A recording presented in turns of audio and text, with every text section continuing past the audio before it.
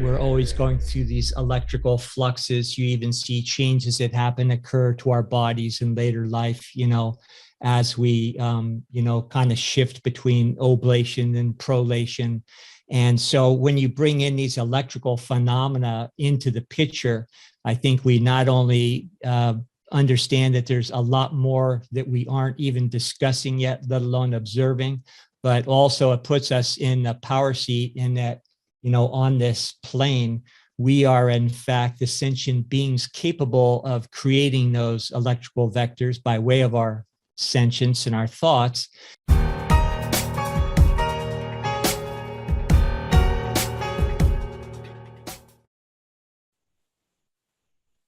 And boom, we're back for another episode of Alfacast. I'm Mike Winner, and I'm here as always with Dr. Barre Lando, coming to you live and correct from the beautiful state of Jefferson on the Smith River here on the border of California and Oregon. We are so pumped for the fall, even though it's been a little chilly, which should be fitting for today's guest, David DuByne from Adapt 2030. This is going to be a great one. David's returning. It's been about, 2 years since we've had David on. He was one of our first big guests on Alfacast, and he was so cordial enough to come on when we were just a little YouTube channel with 800, if that, subscribers, and really helped us out a lot back then. And we're just really excited to catch up with David and see what he's been up to. Lots been going on with Alpha Vedic. If you guys are new to Alpha Vedic, check us out at alphavedic.com. I will make this short and sweet today, Bear. We've been getting some people complaining about our long intros to our free 2-hour podcast with no ads. So I'm sorry about that. You're kidding. Yeah. That kind of makes me want to do 20 minutes of infomercials that we've never done. Exactly. Did you ever complain to the TV stations about too many advertisements before the program and during the programming and a break between the end of the program and the next program starting? I don't think so. It's unbelievable. It's really unbelievable. And believe it or not, those haters, we actually have a community that cares about what we're going to talk about in these little short intros, like the fact that we just did an amazing little giveaway from Leela Labs, which does this amazing quantum technology, which I have right here. Their infinity block behind me, David. Really interesting technology that you might want to look into because I know you're keen on this stuff. It creates a toroidal field, according to their studies, that allows you to charge different metallic objects with quantum energy. And they also have brilliant healers that are internationally known that can see frequencies and imbue frequencies in these cards. Besides that, that's about all I got. Cordal 2.0 launched today or yesterday. For those who aren't familiar with Cordal, and David, I'd love to talk to you a little about crypto today because I know you're keen on that. The crypto sphere is very interesting. It seems like a lot of it's been co-opted into Wall Street 2.0. We're seeing the SEC crack down on that. I'm part of a project called Cordal, which is kind of like a Bitcoin 2.0 in the sense that it was very much from the ground up, made from scratch blockchain project with a bunch of cypherpunks, no corporation behind it, very decentralized, all open source. You can find out more at cordal.org. What's unique about Cordal, besides the egalitarian minting protocol that shares every minute block reward with everybody minting on the network, which doesn't require any ASIC miner or anything big, hefty machine to do it. It's just based on time and proving yourself over time. Is that the database is very fascinating how it works as basically a decentralized CPU. And we're very close to launching our data nodes, which will be decentralized web hosting or truly decentralized web hosting. So David was just talking about how he's been censored and being attacked by the centralized forces. Well, we are creating a solution that will allow for a completely censor-proof internet. Very exciting time. So check that out at cordal.org. That's QORTAL.org. Today, David DuByne returns for a grand solar minimum update and how we might prepare for the changes it will bring to a world already on the brink. Grand solar minimum expert David DuByne from Adapt 2030 returns to Alfacast for an update on the effects of the incoming solar cycle. Drastically cooling temperatures are already upon us, and these cyclic solar-induced climate changes have been historically paired with the rise and fall of empires. Its impact will indeed be dramatic, especially in light of the purposeful chaos now being orchestrated on virtually every level of our lives. In our first episode, David shared stunning information on the disruptive effects of a cooling climate on food production, finance, and every aspect of human interaction.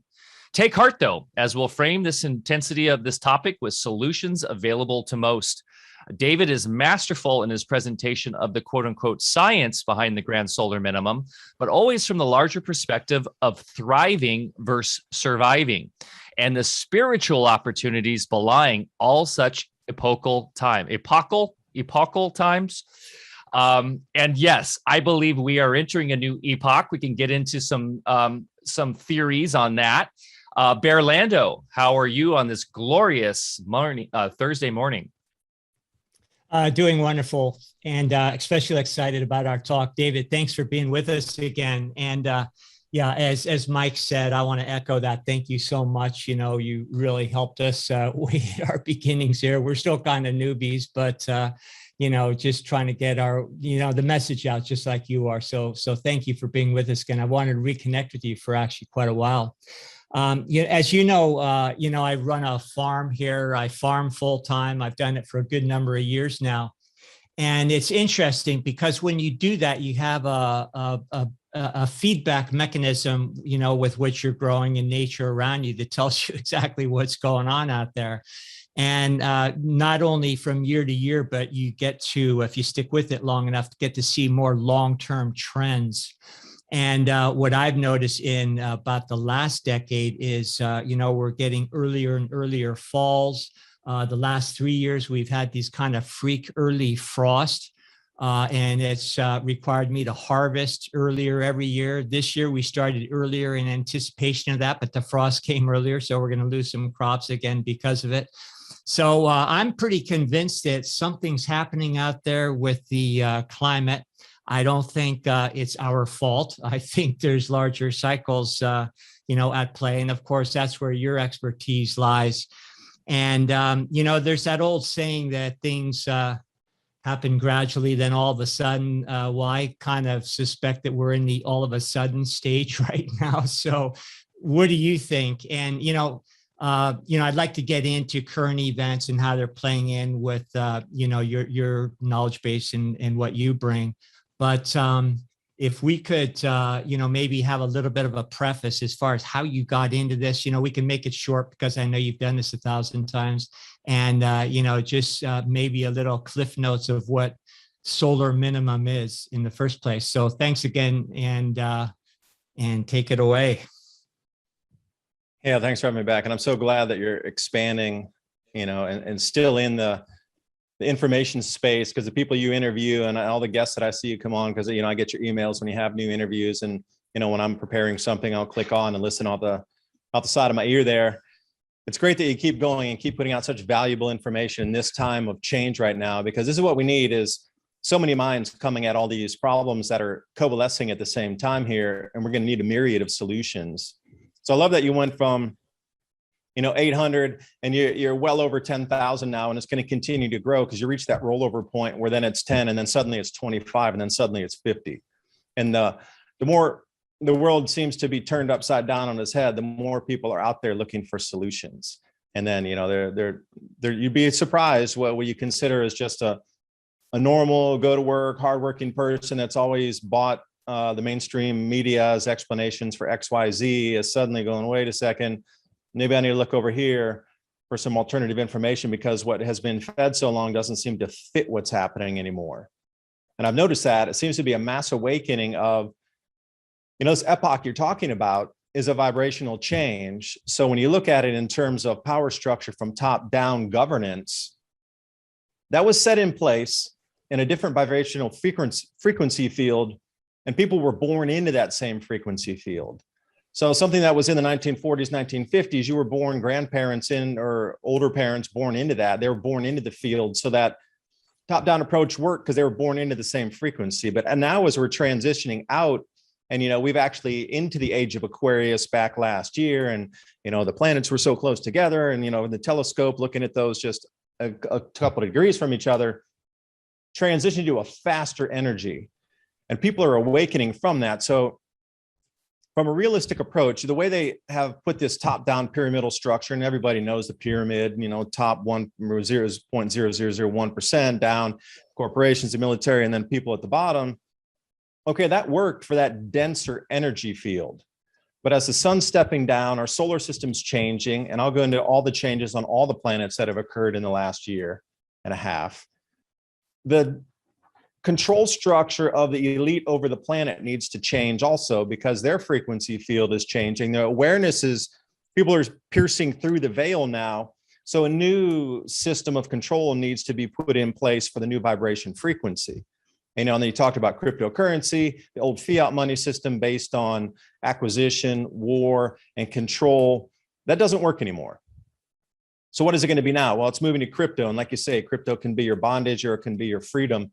Ticket out, both apply with the same technology, as with all technologies. So when you look at it, so many things are shifting right now with this great reset, and they're even broadcasting it. They're resetting on purpose, and they're telling you they're resetting because they have to reset, because the old power down structure is not going to hold, and everybody's awakening too. So now a whole new way of life being controlled, and those with the money and the power broker and the elite are still trying to keep themselves in control, moving into the faster energy field. And we can see it all around us. Things aren't making sense anymore. People are asking a lot more questions, but then there's this whole new grid moving in.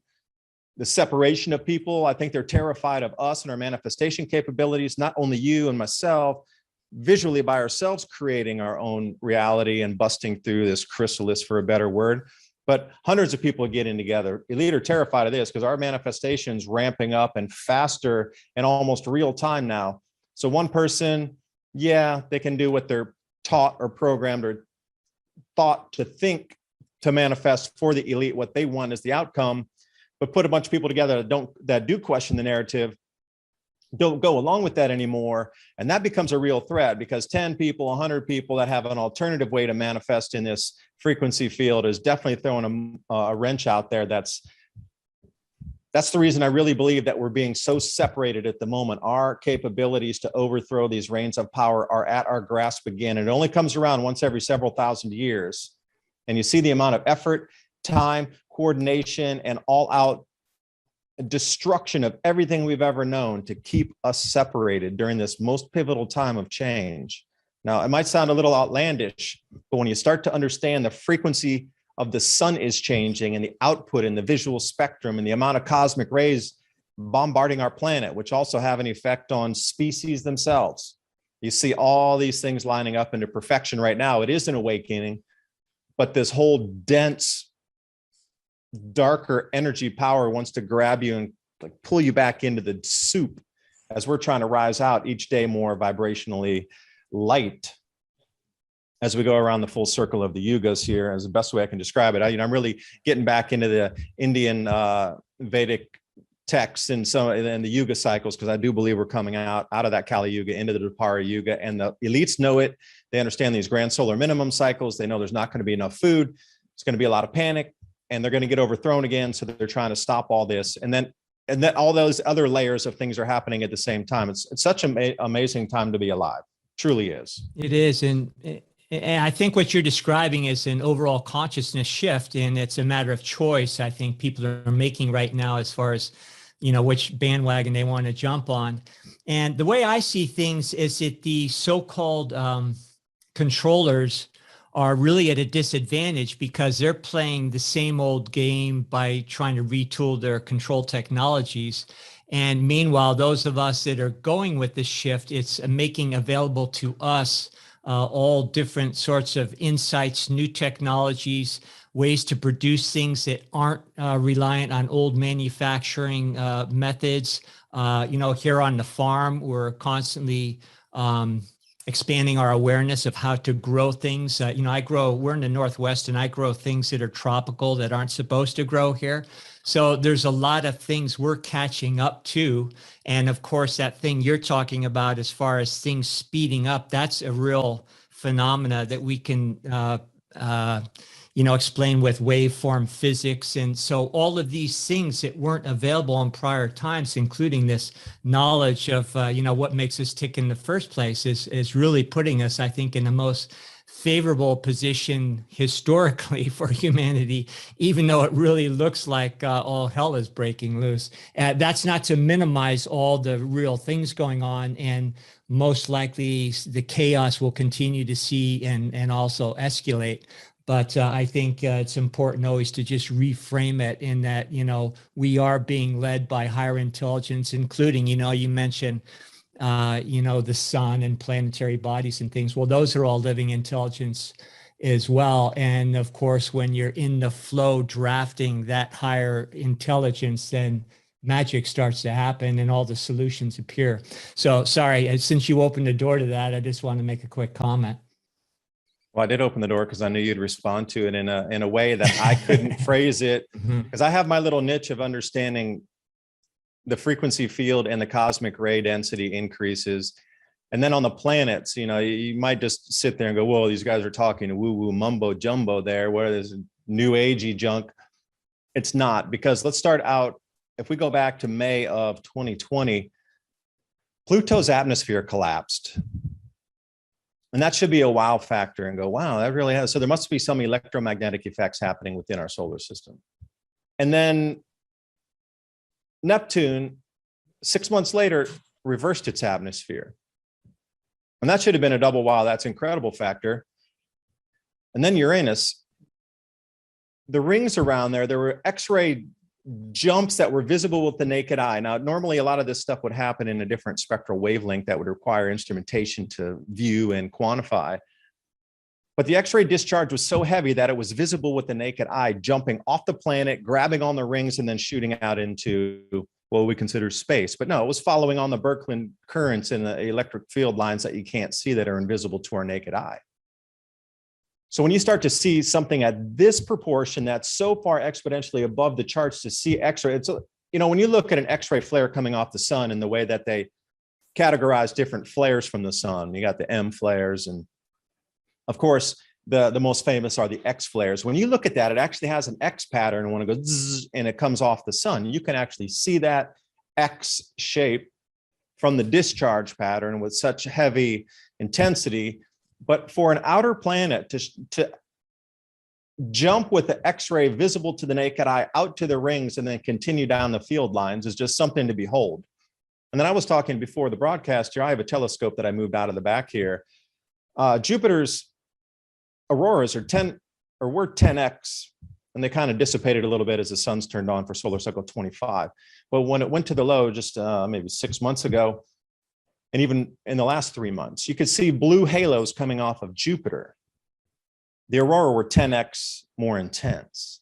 And then one of the latest things that's happened just 2 months ago is normally when you have northern and southern lights, you need a magnetic field. So those lights, the charged particles, can follow down the magnetic field lines, illuminate that, and then we start to get the aurora. And if it's really intense, it'll make like a cylindrical cone where it'll follow a magnetic field line down. And that's why you get some really brilliant blues that are almost like a cylinder coming down.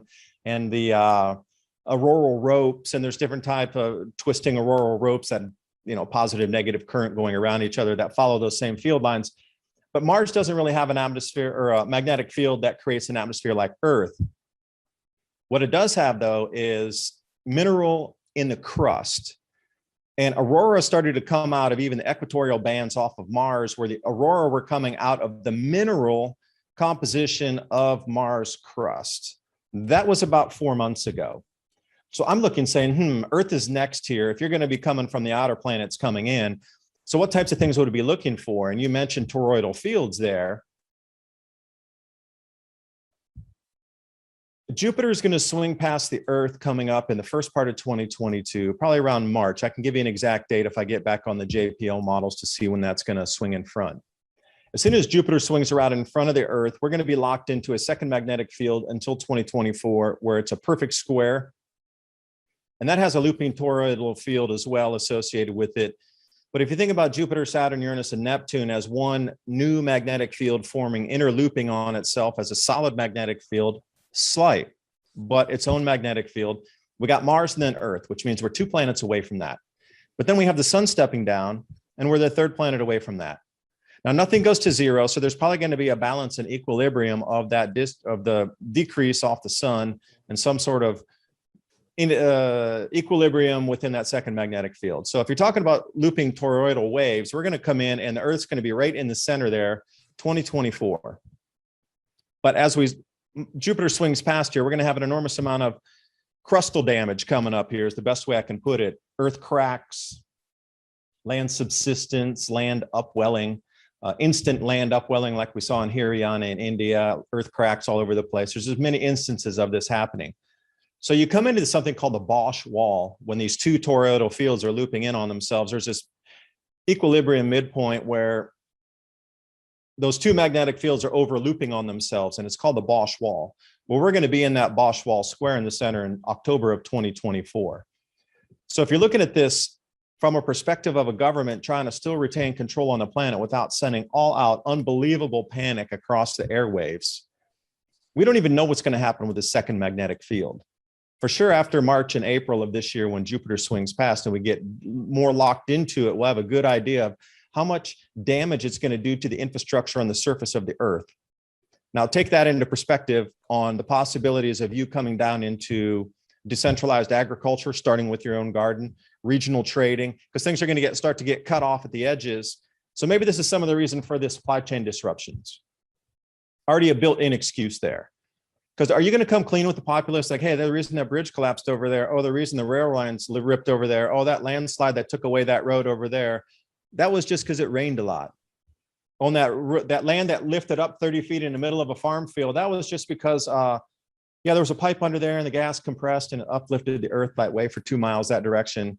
Like, they're going to give you some easy excuse in the news, but to come clean to say our earth is going to start rifting in the top 2 miles of the crust as we enter the second magnetic field. By the way, your intuition, your manifestation capabilities, and the whole electric circuitry of the planet is going to leave electric striking and plasma discharge in the skies in front of you for 8 to 10 to 12 seconds, where you're going to see things off Chaco Canyon come to life in front of you in the next 3 years. But please keep going to work. Please keep paying your taxes, and please obey the rule of law. Okay, now let's go. Wow. And David, that's all true. And I can prove every single thing I just said with an enormous amount of backed up science on this and instrumentation, everything you want. I can back all that up. And when you say science, you're not talking about corporate scientism. You're talking about empirical data that you're collecting on your own or through trusted sources, not necessarily NASA, which we know is the lying entity of the corrupted centralized forces, because we're obviously triggering people in the comments already here. And one thing I said is because we do have, we have some folks in there that are like, what's he talking about? And to deny the fact that astral bodies have an effect on this, whether you call it a planet, a plane, whatever, that's ridiculous. Of course they do. But what I was going to ask you is, are you familiar with this idea that the Earth is expanding too?